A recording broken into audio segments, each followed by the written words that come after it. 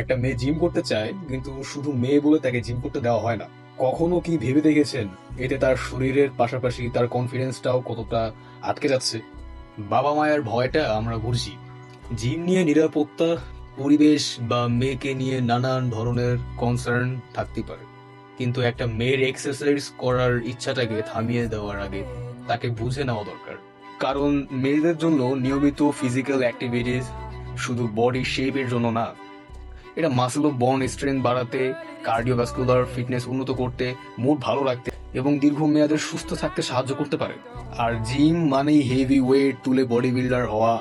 একজন বিগিনার নিজেকে fitness level অনুযায়ী স্ট্রেংথ ট্রেনিং, ওয়াকিং, মোবিলিটি বা অন্য সেফ এক্সারসাইজ দিয়েও শুরু করতে পারে। তাই যদি জিম নিয়ে কনসার্ন থাকে, সলিউশন হতে পারে একটা সেফ ও ট্রাস্টেড এনভায়রনমেন্ট বেছে নেওয়া, ফিমেল ট্রেনার নেওয়া, প্রপার সুপারভিশন রাখা এবং বিগিনার ফ্রেন্ডলি ওয়ার্কআউট দিয়ে শুরু করা।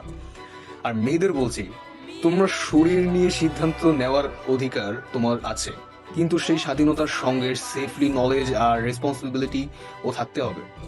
তুমি স্ট্রং হতে চাও, ফিট হতে চাও, হেলদি হতে চাও, এটা কোনো অপরাধ না। তোমার স্বপ্নকে সম্মান করো, আর বাবা মায়ের কনসার্ন কেউ সম্মান করে তাদের সাথে কথা বলো। আর সব বাবা মায়ের প্রতি একটা কথা, আপনার মেয়ে শুধু আপনার দায়িত্ব না, সে একজন মানুষ। তার নিজের স্বপ্ন, কনফিডেন্স আর নিজের শরীরের যত্ন নেওয়া অধিকার আছে।